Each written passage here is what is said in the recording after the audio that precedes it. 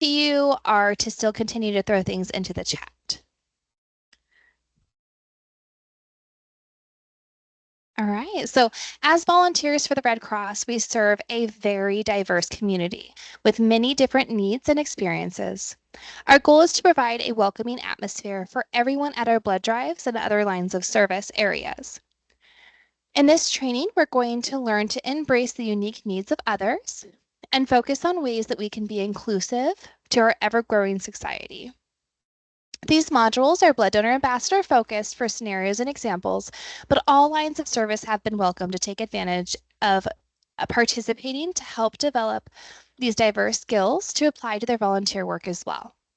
Please be ready to share your ideas and insights on the impact of being an inclusive team member. So Red Cross Caring Communication is about making caring visible by incorporating skills, initiatives, and behaviors, serving internal and external customers at all levels in every interaction, creating a caring culture every day.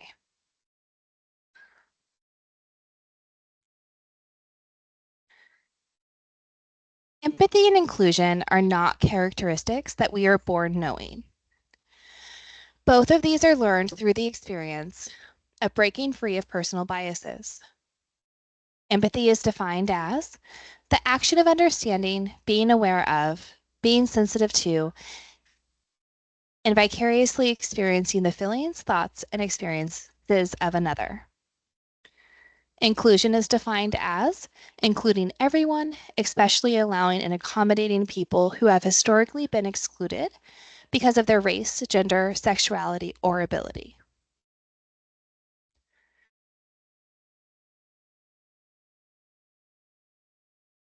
So how does empathy and inclusion connect?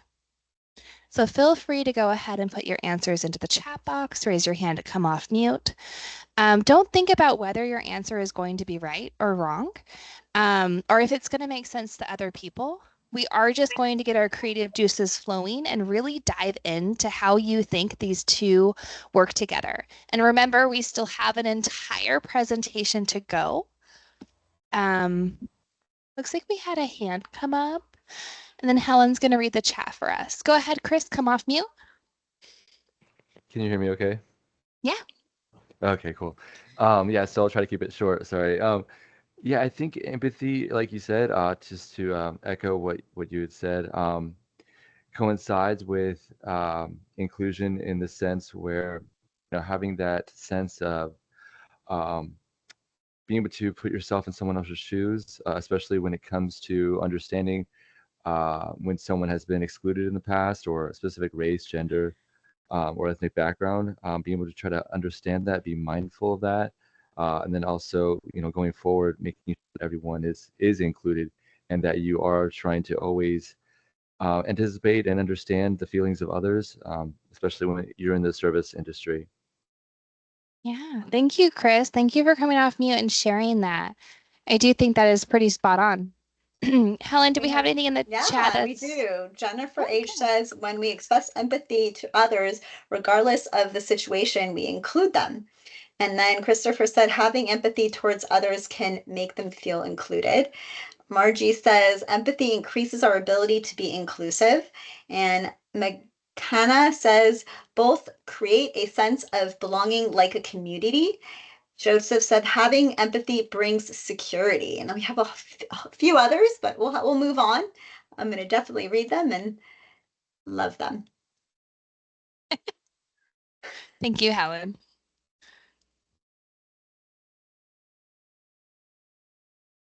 So progress for inclusion in every drop. The American Red Cross has been doing some amazing work around creating a more inclusive donor pool to target more donors. With the increase in technology and testing practices, we have come a long way on our progress for inclusion in every drop. Just to review a brief history of where we have evolved as an organization, just for pointers, we are going to be using the acronym MSM. This translates to men that have sex with men. An FDA, which translates to the Food and Drug Administration, who sets regulations on how all blood banks operate and determine the standards for all blood donation criteria. So starting in 1983, the FDA implemented the MSM policy as a lifetime deferral before HIV testing existed. This criteria was established without the advancements in science and decades of data that we have provided to help the FDA turn over this criteria. We met progress in 2015 when the FDA changed MSM to a 1 to 2 month, to a 12, sorry, cut off, to a 12-month deferral from the last sexual contact. In 2020, the FDA changed MSM to 3-month deferral from the last sexual contact. And then in 2021 to 2022, to further efforts for this, FDA funded the ADVANCE study. And through the ADVANCE study, the Red Cross worked closely with outside LGBTQ plus blood centers and with our own LGBTQ plus pride group to promote the study in 3 sites, LA, Atlanta, and DC, and recruit eligible study participants. The Red Cross provided 60% of this study's participants. And then in 2023, the FDA issued a new guidance for individual donor assessment for all donors, eliminating the MSM policy.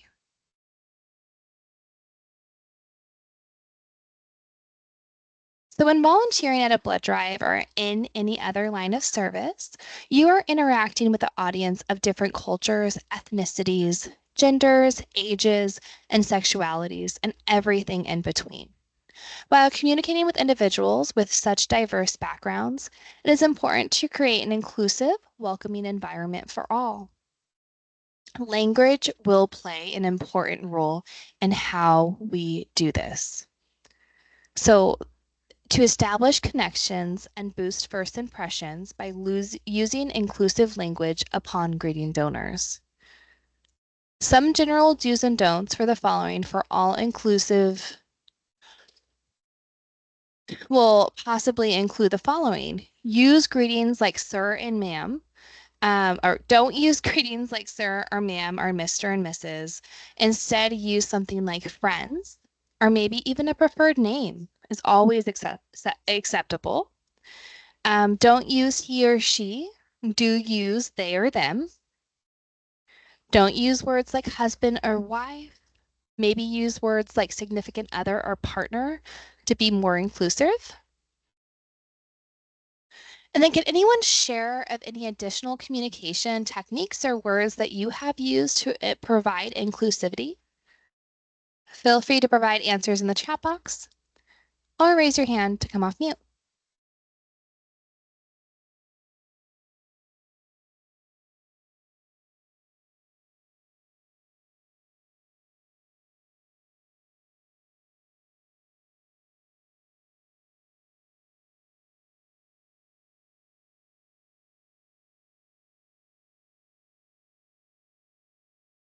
So we Margie do have said that one. she uses, yeah, the donor's name, which is great. That's really great. I was saying on the last call that I struggle with this, and I work with someone who wants to be. I have like a little side gig, and I work with someone who wants to be referred to as they them, and I really struggle. And maybe that's because I'm a little older, so it's really new to me. And on the call where we learned about this a couple of weeks ago, the person that was presenting said just use their name. And I was like, oh, okay. So instead of saying they, them, I could just replace that with Davia. And then now it's a lot better. It's a lot easier for me. So yes, using the donor's name is great. And Ferguson said, ma'am. And Iman said, ask for pronouns. McGinnis said, ask if they prefer to be called by their nickname or pronouns. Jennifer said, I use the donor's name and I carefully check that I'm pronouncing it with respect. Like it. All right. Yeah, and it's always Good to remember that if you do, say, for instance, use the wrong pronoun or use an incorrect pronoun, um, if you make mistakes and you use those less inclusive terms and they do correct you, just remember to correct it as soon as possible.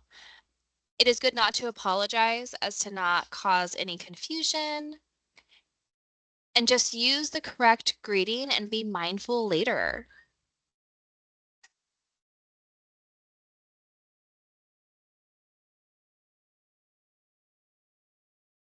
So nonverbal communication completes the verbal message. Make eye contact to signal someone's turn. Several people at registration are to get their attention. Raise an open hand and wave to get someone's attention that it's your turn. Maybe in a big drive or in line of donors at registration, waving to a donor that's approaching the canteen. A proper use of an open hand can improve your message that they are your focus. As a receiver, we rely just as much on body language than we do on words. If body language isn't in sync with our verbal communication, the message can be lost. For example, gesturing to the right when we're saying left, where would the person really know where to go?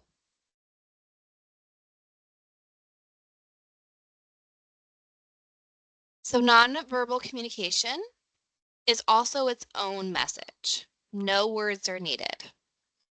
For instance, when you see these pictures, what messages are these people sending? Feel free to answer in the chat or raise your hand to come off mute.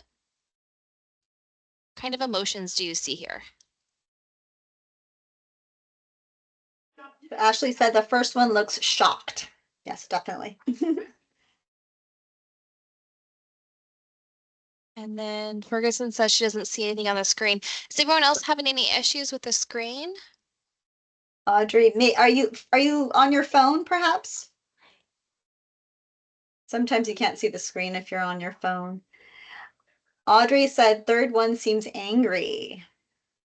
Yeah, she seems pretty angry. And Vivian says surprise. Lee says the fourth one seems excited. Second one seems happy and motivated. The last one seems overwhelmed. Jennifer. Yeah. Second is encouraging. Fourth is exciting, Audrey says. Magana listed all of them. And I hope I said that correctly. Yeah. Surprised, happy, disappointed, excited, relieved, scared, shocked, upset, surprised, feeling good, frustrated. Yeah. So you did list most of my emotions. I do have down shock or concern, angry or uncomfortable, excited or happy, relaxed or friendly. Of course, nonverbal communication is powerful and improve or destroy the message that you are conveying in conversations. So it's really important to be mindful of those nonverbal communications.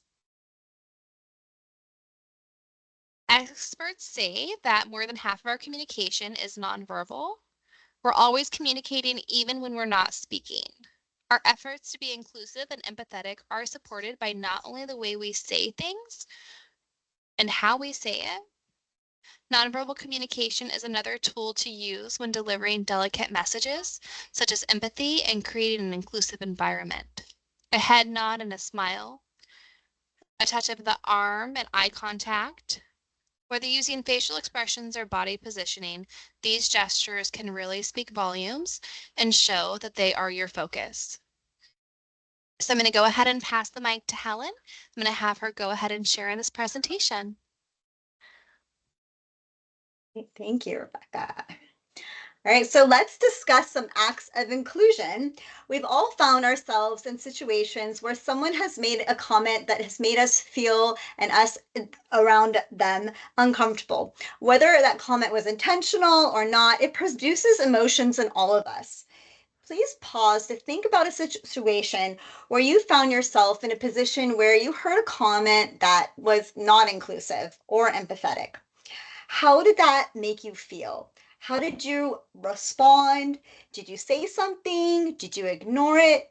Did you walk away? Did you take a side? Feel free to raise your hand or come off mute and share a story with us or put something down in the chat. You have to dig down deep for this a little bit, so I'll give you a minute.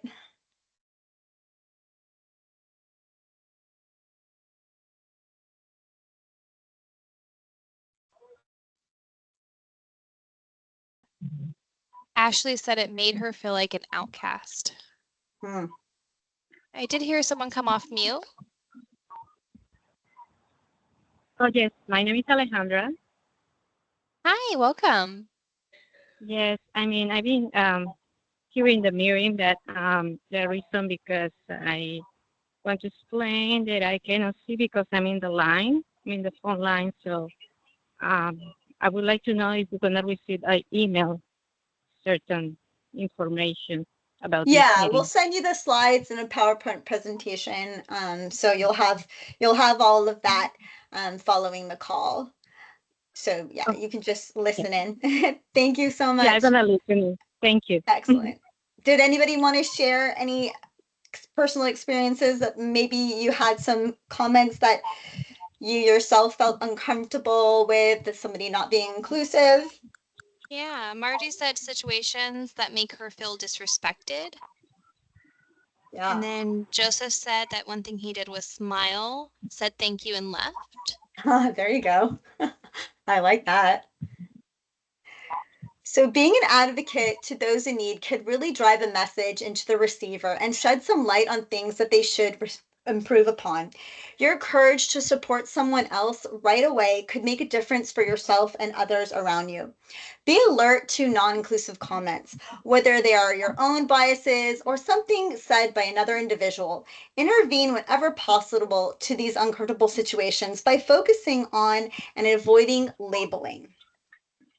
You may consider saying, I know it was not your intent, but that comment made me feel uncomfortable, instead of saying something like, that's racist or you're sexist. I think another thing that you can say is, I think we need to pause here and reflect on stereotypes that might be behind that comment. Be empathetic when responding. Pause and think about others' feelings. Consider talking to the person one on one to avoid embarrassment. And if in fact it was taken by the receiver as inappropriate, sometimes calling out something that was just meant for play can really heighten a tense conversation that might be just supposed to be a light one. Remember, it's important to respond appropriately and not just react. Understandably, speaking up can be difficult for those on the receiving end. We have a tip sheet on one source that we put into the slide that you can have a look at that has some great strategies for you to gear up to help you speak up in those sort of situations. Self-reflection is another act of inclusion. There are various ways for us to take action to be more inclusive. It's always important to identify an area where we can best be our best selves to improve personal biases. Reflect on how the impact we make on other people's behavior. At the end of your shift, take a little few moments to reflect on what way you might have not been at your best. Working in a public setting, you experience many moments that can catch you off guard. While in the moment, maybe the appropriate skills don't come naturally to you as you would have liked. You can connect with your supervisor, your rep for guidance on how to handle those situations when they arise. I, for one, always welcome feedback to different approaches, how I can address those more challenging situations. Reflect using empathy and think about how you made others feel. Consider if they were feeling comfortable. Ask yourself, is there anything that you can do in the future that would help you better navigate those situations? Another act of inclusion is acknowledging powers of others. We all like to take the opportunity to share knowledge and what we know, but recognizing that we are not the subject matter is not just saying that we're ignorant or rather places acknowledgement of someone else's skill set and allows them to the opportunity to share correct information. And that is more important than our own confidence in a situation. We are stronger as a team. We each have a unique skill set to round out the group as a full circle. Allow your fellow team members to share in the opportunity with their knowledge and their ideas to be included in future opportunities so you will be able to share your own superpowers. Just think about how you feel when someone calls on you to share your skill set and do the same for others. There are 7 fundamental principles of the Red Cross that do tie into inclusion. Let's discuss and review how important these 7 concepts are to empathy and inclusion. First one is humanity. The Red Cross is born of a desire to bring assistance without discrimination to the wounded on the battlefield, endeavors its international and national capacity to prevent and alleviate human suffering wherever it may be found. Its purpose is to protect life and health and to ensure respect for the human being. It promotes mutual understanding, friendship, cooperation, and lasting peace among all peoples. Impartiality. It makes no discrimination as to nationality, race, religious beliefs, class, political opinions. It endeavors to relieve the suffering of individuals guided solely by their needs and to give priority to the most urgent of distress cases. Neutrality. In order to continue to enjoy the confidence of the Red Cross, it does not take sides in hostilities or engage in any controversies of political, racial, or religious ideological nature. Independence. The Red Cross is independent. The national societies of the humanitarian services of their governments, subject to the law of their respective countries, must always maintain autonomy so that they may be able at all times to act in accordance with the Red Cross principles. Voluntary service. The Red Cross is a voluntary relief movement not prompted in any manner by desire for gain. Unity. There can only be one Red Cross Society in any one country, and it must be open to all. It must carry its own humanitarian work throughout its territory.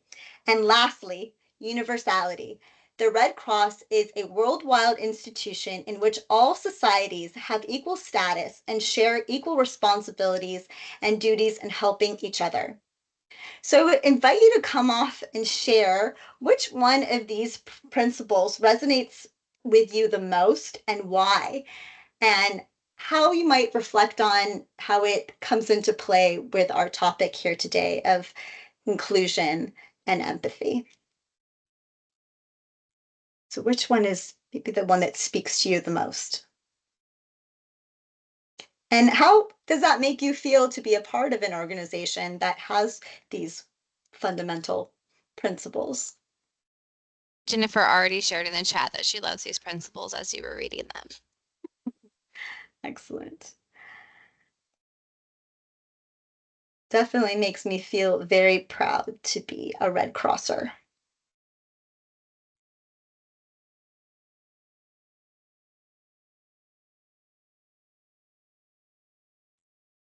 I always have a hard time picking one, but it looks like others can pick.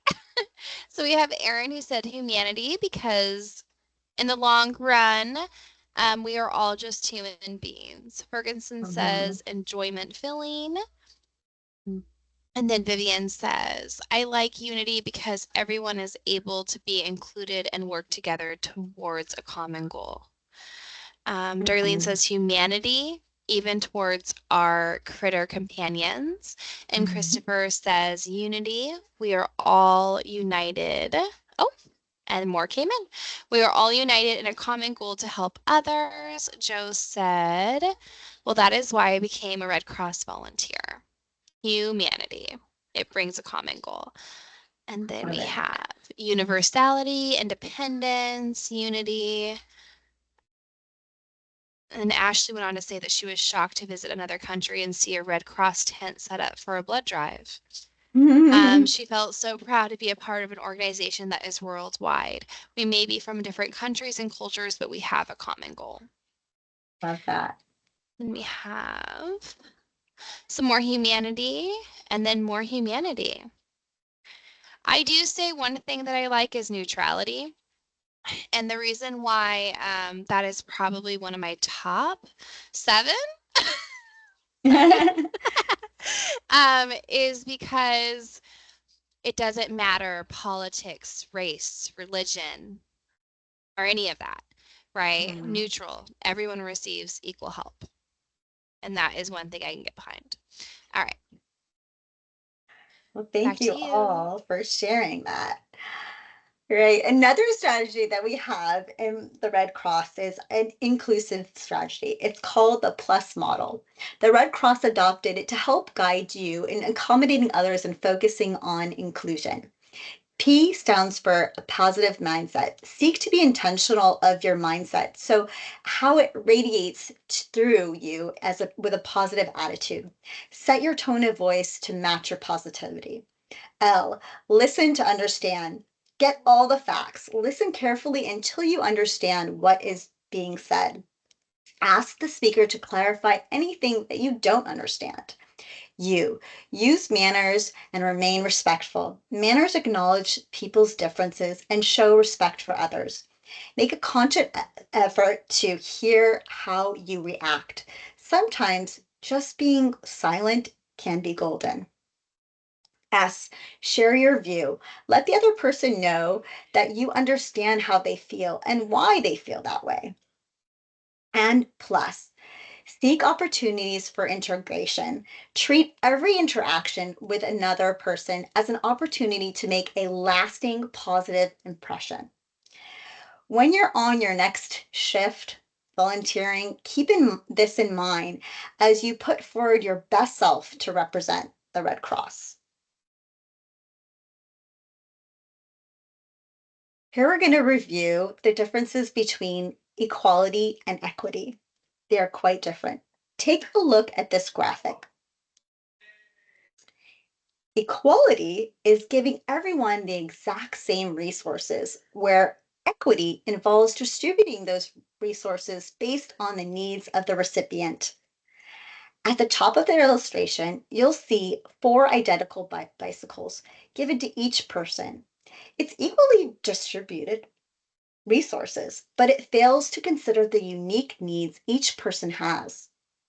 When bikes are adapted to be equitable, as seen in the bottom illustration, all individuals can participate in biking. We can think of this in the donor center setting. Some donors will need more support with the technology required to complete health history rapid pass or just getting in the door. We want to ensure the appropriate support for each unique donor is provided to ensure equity.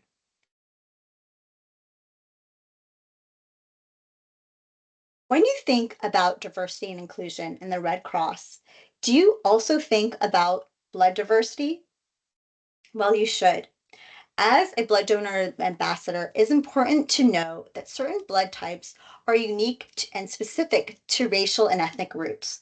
Therefore, it is essential that donor diversity match patient diversity. When blood is a close match with patients, they are lower risk of developing complications from a transfusion. And for this reason, it is extremely important that the number of available blood donors come from all ethnic and racial groups. What do you notice when you look into this information on the slide? Does anybody have any feedback? Anybody notice any patterns?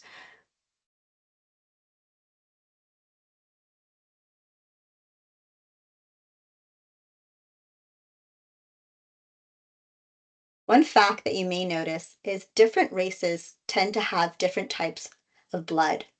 Approximately 45% of Caucasians are type O, positive or negative.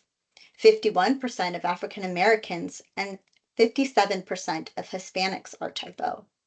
The Asian community has a substantially higher percent of B plus blood than other ethnicities.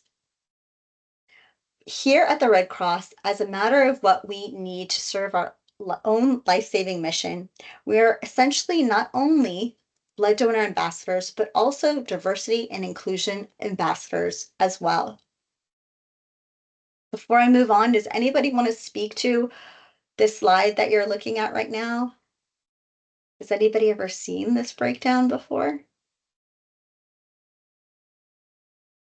So I will add that with my years with Red Cross as a blood donor ambassador and as an employee and in collections, this is new to me.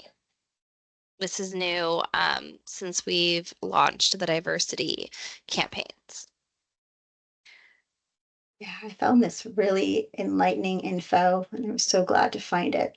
Caitlin shared that she sees it every BDA shift, and Jennifer shared that I'm glad you're sharing this. It's new to her too. Excellent. This next one was new to me as well. So here's a Red Cross donor base versus the US population.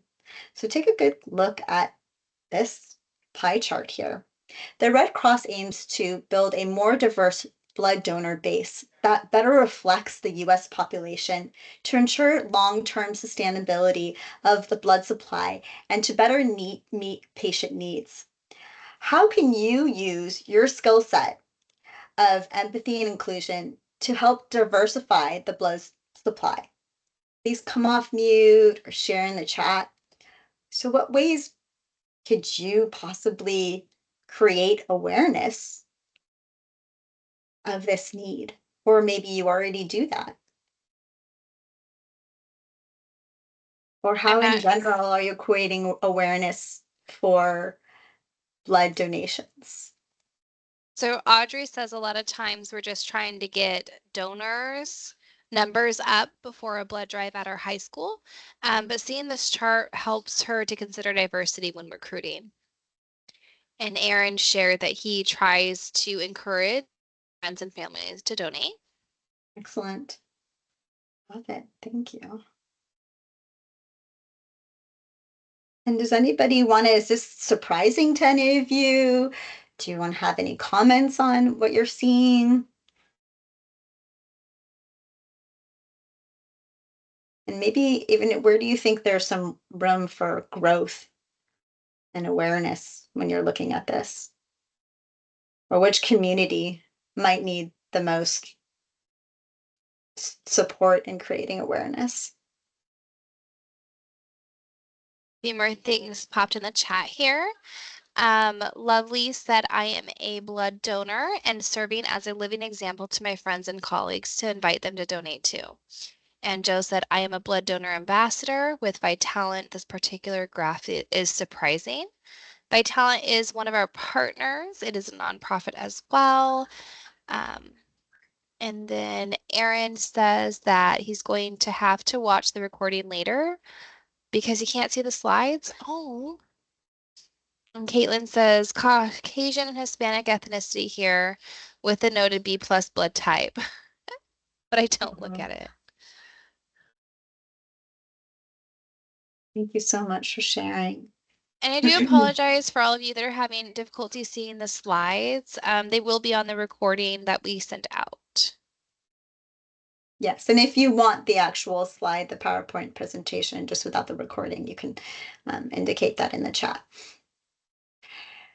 So moving on, did you know that sickle cell disease is the most common genetic blood disease in the US? And it most commonly affects individuals with African descent.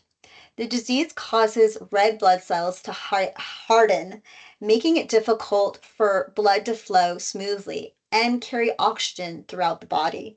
Blood transfusions help relieve pain during crisis and can prevent other complications by increasing the number of healthy red blood cells in the body. To help ensure patients have the blood products they need, the American Red Cross is working with partners in the Black community through the Sickle Cell Initiative to increase the number of diverse blood donors. The Drive Diversity Advocate Program is a cross-training program that's available to you as a blood donor ambassador to support this sickle cell initiative at blood drives and show you and guide you how to interact with donors. To get trained, you can visit this PowerPoint slide, what we'll be sending you, and click on the link that's attached, and it will take you to a training on our Edge site. There's going to be, I think there's a few in NorCal already, some specific drives that are for this initiative.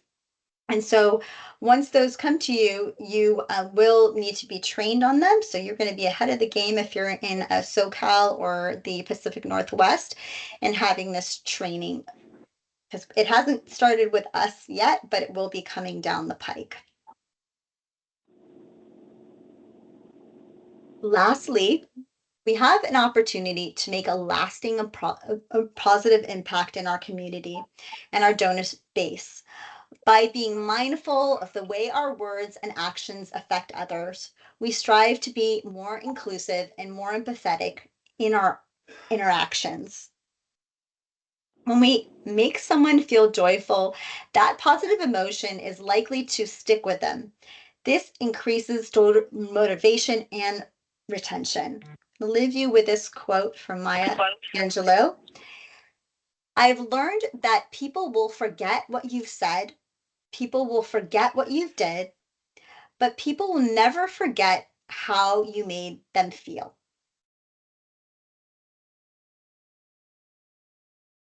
So thank you all for joining us.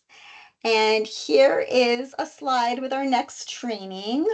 And Rebecca is instrumental in making this whole next training happen, so she could tell us more about it. It's coming up on Tuesday, August 13th, the same time, and then we have another one during the day on Friday, August 16th. Rebecca, you want to tell us a little bit more about this one? I think you're on mute. Can you hear me now? Yes. Okay. So the little blurb I wrote was managing communications when anxieties are high can cause tensions during blood drives. In this training, we're going to learn ways to promote reassurance to uneasy donors and navigate relationships with volunteer partners for best blood drive success by powering your confidence by empathy. Now, I would like to say for all of you joining us from other lines of service, this will still, for this module, we will still welcome you. But again, this is very BDA heavy. It does review a lot of how to work with younger volunteers and new donors. And a lot of those skills can be applied to other lines of service if you would still like to participate. And for these, yeah, you can stop the Stop the recording. recording. Yeah, so for these last 10 minutes, we love this little sharing time that we have. So if any